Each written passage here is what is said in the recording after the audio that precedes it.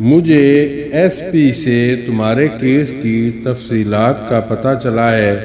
پھر میں نے کراچی سے ہاشم مبین کو فون کیا، وہ مجھ سے بات کرنے پر تیار نہیں تھا۔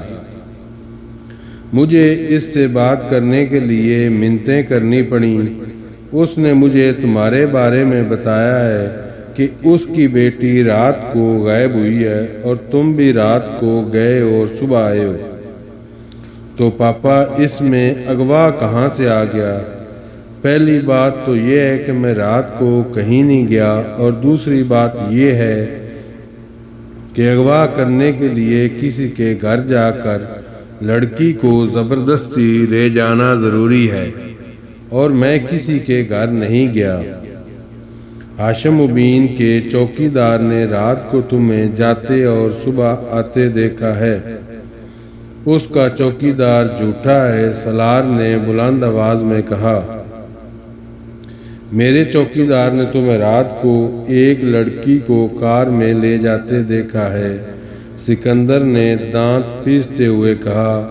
سالار چند لمحے کچھ بول نہ سکا۔ سکندر یقیناً گھر آتے ہی چوکیدار سے بات کر چکے تھے۔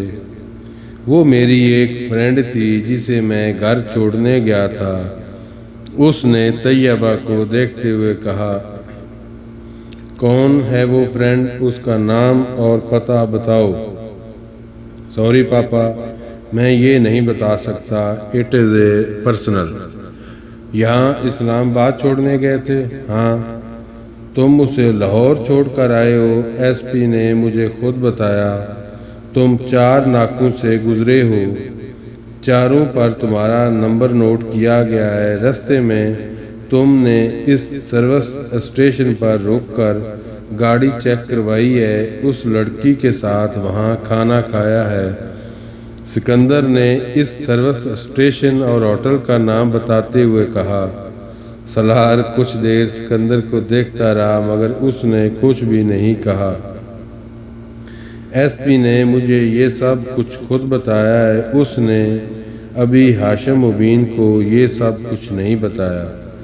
اس نے مجھ سے کہا ہے کہ میں تم سے بات کروں اور خاموشی کے ساتھ لڑکی کو واپس پہنچا دوں، یا اس کے گھر والوں کو اس لڑکی کا پتہ بتا دوں تاکہ یہ معاملہ خاموشی سے کسی مسئلے کے بغیر ختم ہو جائے۔ مگر وہ کب تک ہاشم مبین کو نہیں بتائے گا۔ وہ دوستی کا لحاظ کر کے سب کچھ چھپا بھی گیا، تب بھی ہاشم مبین کے اور بہت سے ذرائع ہیں، اسے وہاں سے پتہ چل جائے گا، اور پھر تمہاری پوری زندگی جیل میں گزرے گی۔ سکندر نے اسے ڈرانے کی کوشش کی۔ وہ متاثر ہوئے بغیر انہیں دیکھتا رہا۔ اب جھوٹ بولنا چھوڑ دو اور مجھے بتا دو کہ لڑکی کہاں ہے۔ وہ لڑکی ریڈ لائٹ ایریا میں ہے۔ سکندر کو اس کی بات پر کرنٹ لگا۔ واٹ؟ میں اسے وہاں سے لایا تھا، وہیں چھوڑ آیا ہوں۔ وہ سفید چہرے کے ساتھ سالار کو دیکھتے رہے۔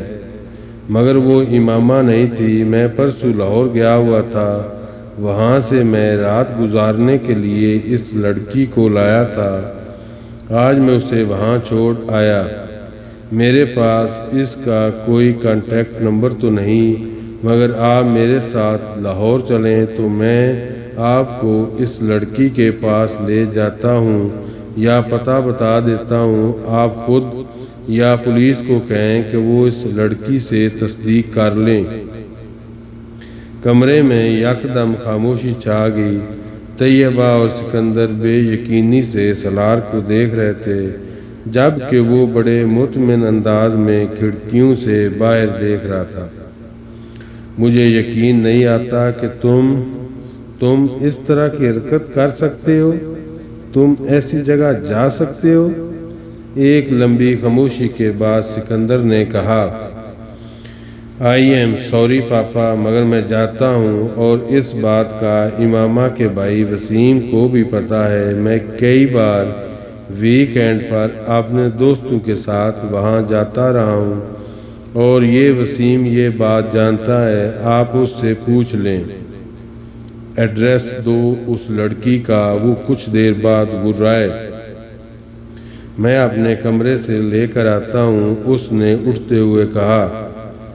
اپنے کمرے میں آ کر اس نے موبائل اٹھایا اور لاہور میں رہنے والے ایک دوست کو فون کرنے لگا۔ اسے ساری صورتحال بتانے کے بعد اس نے کہا، اکمل، میں پاپا کو ریڈ لائٹ ایریا کے اس گھر کا پتہ دے رہا ہوں جہاں ہم جاتے رہے۔ تم وہاں کسی بھی لڑکی کو جو مجھے جانتی ہے اس کے بارے میں بتا دو۔ میں ابھی کچھ دیر تک تمہیں دوبارہ فون کرتا ہوں۔ وہ کہتے ہوئے تیزی سے ایک چٹ پر ایک ایڈریس لکھنے لگا، پھر اسے لے کر سکندر کے کمرے میں آ گیا۔ اس نے چٹ سکندر کے سامنے کر دی جسے انہوں نے تقریباً چھین لیا۔ ایک نظر اس چٹ پر ڈال کر انہوں نے خشمگین نظروں سے اسے دیکھا۔ دفع ہو جاؤ یہاں سے۔ وہ اطمینان سے انداز میں وہاں سے آ گیا۔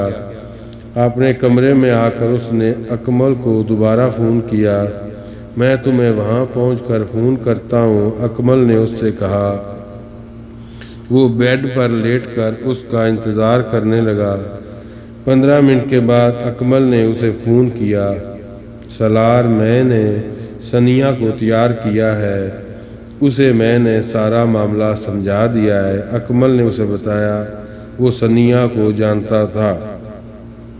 اکمل، اب تم ایک کاغذ اور پینسل لو اور میں کچھ چیزیں لکھوا رہا ہوں، اسے لکھو، اس نے اکمل سے کہا۔ پھر اسے اپنے گھر کے بیرونی منظر اور لوکیشن کی تفصیلات لکھوانے لگا۔ یہ کیا؟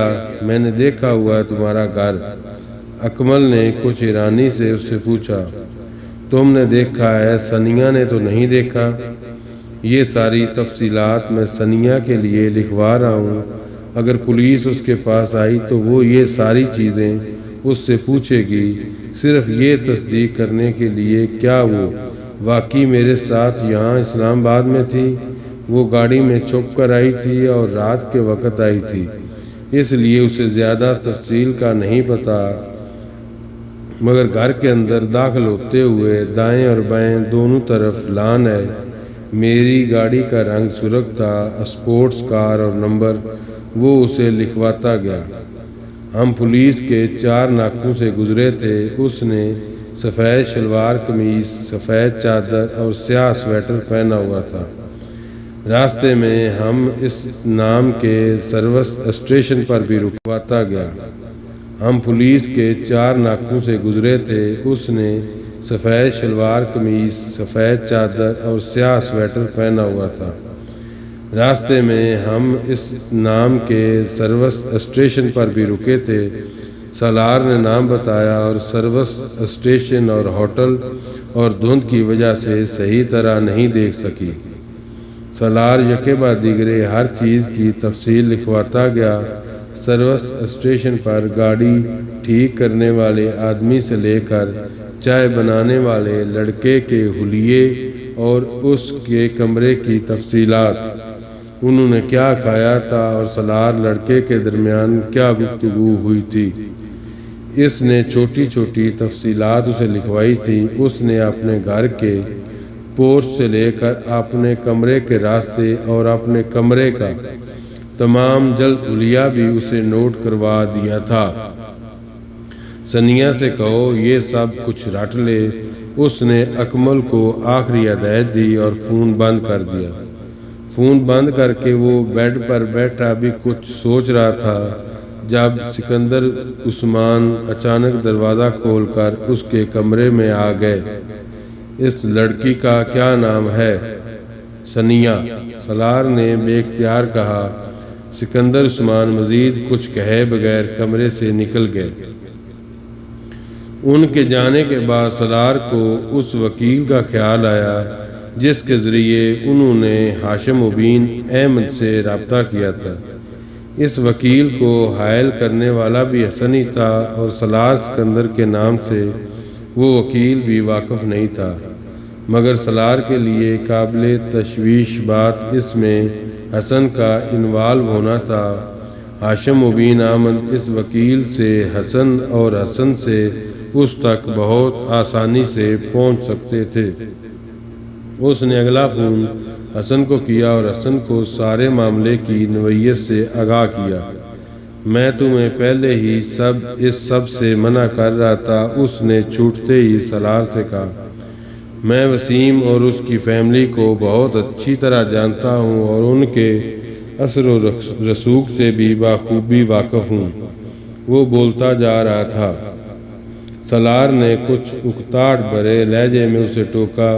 میں نے تمہیں فون اپنے مستقبل کا حال جاننے کے لیے نہیں کیا، صرف ایک خطرے سے آگاہ کرنا چاہتا ہوں۔ کس خطرے سے؟ حسن چونکا۔ تم نے جو وکیل ہائر کیا تھا اس کے ذریعے تم تک اور پھر مجھ تک بآسانی پہنچ سکتے ہیں، سالار نے اس سے کہا۔ نہیں، وہ مجھ تک نہیں پہنچ سکتے، حسن نے اس کی بات پر قدرے لاپرواہی سے کہا۔ کیوں؟ کیونکہ میں نے سارا کام پہلے ہی بہت محتاط ہو کر کیا۔